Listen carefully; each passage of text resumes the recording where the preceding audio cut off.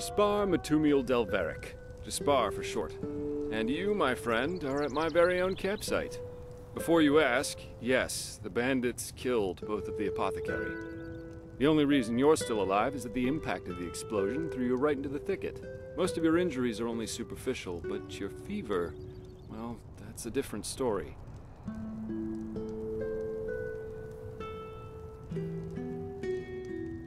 I was on the perimeter, and no, I didn't help for two reasons. One, I was outnumbered. Two, I'm quite fond of my entrails. I wish I had a more heroic answer, but I don't. Sorry. Quite a lot, actually. You're suffering from Arcanist's fever.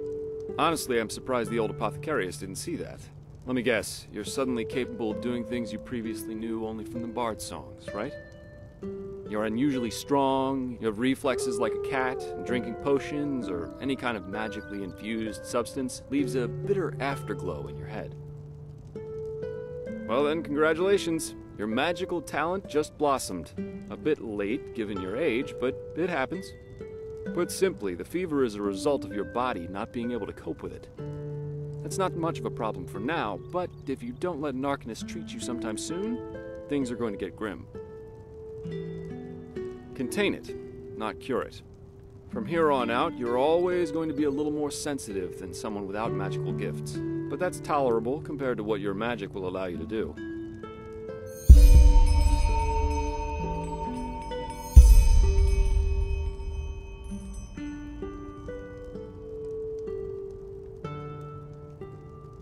Prone to certain conditions.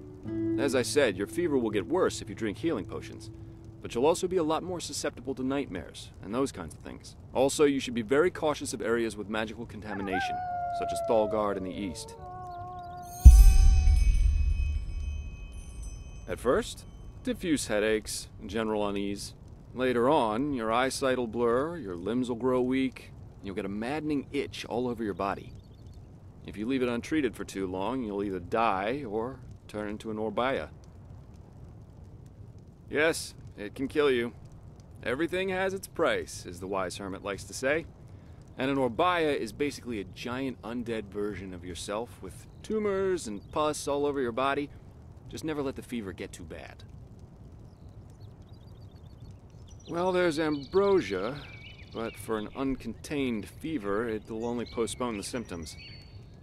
Later, you can drink it whenever the fever gets worse. The stuff looks and tastes like undead sweat, and is bloody expensive, but it's the only thing that really helps.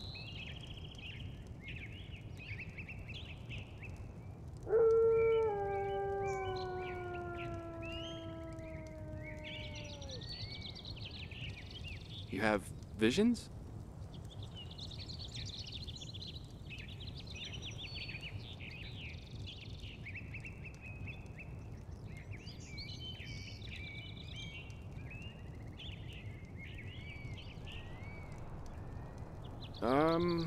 Not that I know of. The only visions I've ever had are those that come along with a good pipe of peaceweed. You know what? As I said, someone needs to contain your fever as soon as possible. And as it happens, I know people.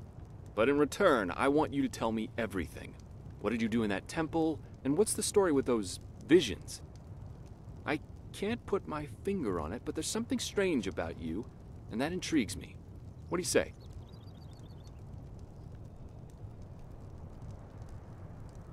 Well then, the stage is yours.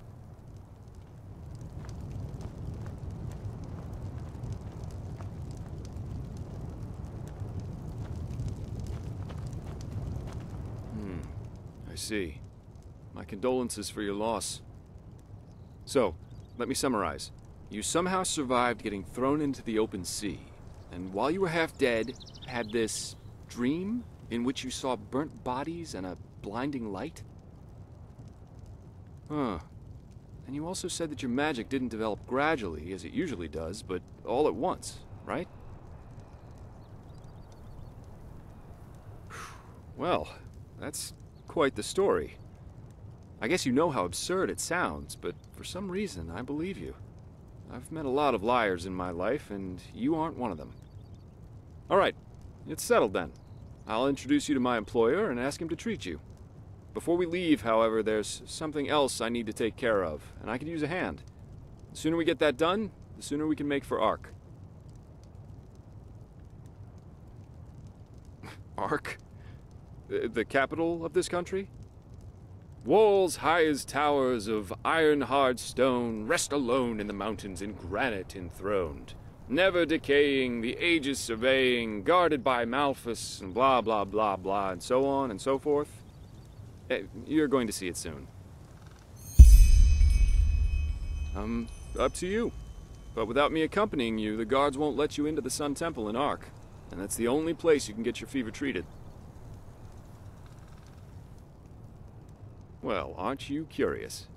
I work for the Holy Order. Yeah, but they're more than just a military unit here. Enderal belongs to Malphus, the guardian god, and the Order answers directly to him. In other words, they're calling the shots here. No king, no queen, no council, just an order of noble warriors always looking so stern and joyless that you might think they're struggling with constipation. Splendid. You'll need some information before you can help me, though. I take it the fact that Vin has seen better times hasn't eluded your attention, has it? For the last 2 years, there have been wars and unrest everywhere. And even though in Enderal there's officially peace, there are peculiar things happening here, too. Normally docile animals and patirs attacking wanderers in the open. The dead. Awakening in hordes. It's... Huh? The strangest thing, however, is the Red Madness. Yeah, the rumors. I've heard them too. And I could indeed imagine that they're true, and that there's a connection, yes.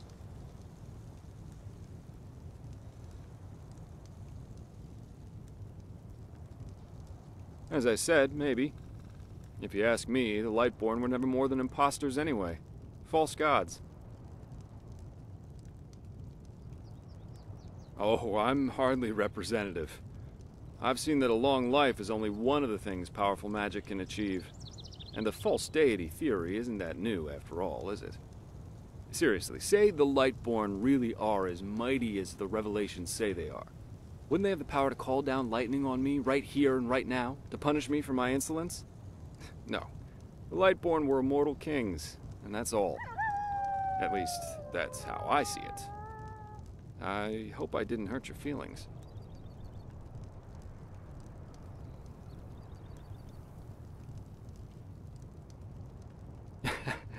We're going to get along just fine.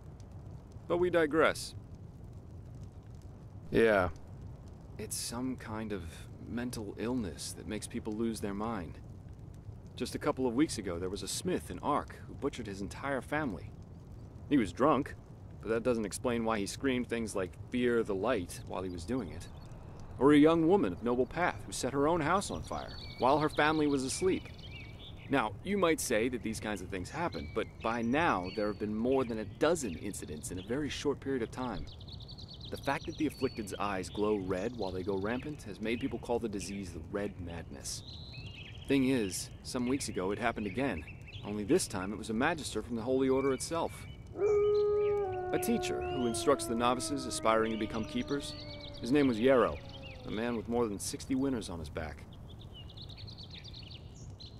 Well, according to the sole survivor, he entered the teaching room that day as usual, but instead of giving his lecture on alchemy, he gave a strange kind of speech where he kept going on about how mankind is corrupted and that it has succumbed to the void. Then his eyes started glowing, he locked the door, and blew himself up in a magical explosion. I'm not one for vows and austerity, so no, I'm no keeper. My specialty is recovering lost things. Treasures, tomes, memories, and the like. And the Order hired me to do just that. They want to know how a man like Yarrow could fall victim to the Red Madness. And thus, if there's something like a pattern to this malady.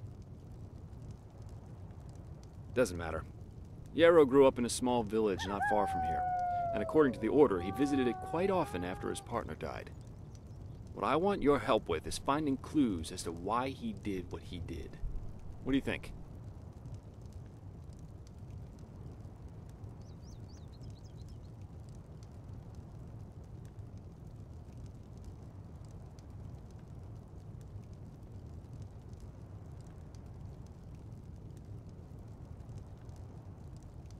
Great.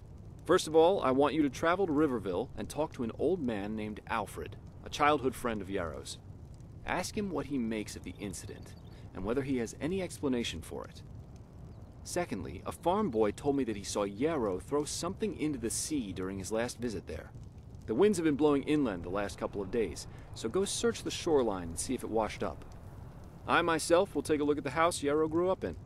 Ah, and here. This is a map of the region. Yarrow's house is at the blue dot. So, unless there's anything else, I'd say let's step to it. Just meet me at the farm when you're done. And at the risk of sounding heartless, you should head back to the apothecary's camp. Maybe the bandits left behind some equipment. If there's nothing else, I'd say off we go. Let's shed some light on this Yarrow and his motivations. Meet me at his old house when you're ready. I'll be waiting there.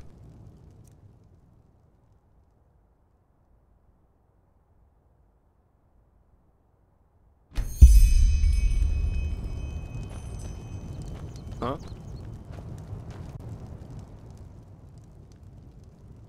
Huh. Well observed. Yes, I am indeed sublime by my path, but please, just ignore that, will you? I'm not a big fan of titles. Most of the time, they're just a means for boring people to feel superior towards others. Treasure hunter. That has a nice ring to it. But, let's just say, I help people to fulfill certain materialistic desires of theirs. Just like the holy warden who brings back the lost shoe to the maiden. Only the maiden pays me to do it. And I have a more flexible conscience, so to speak.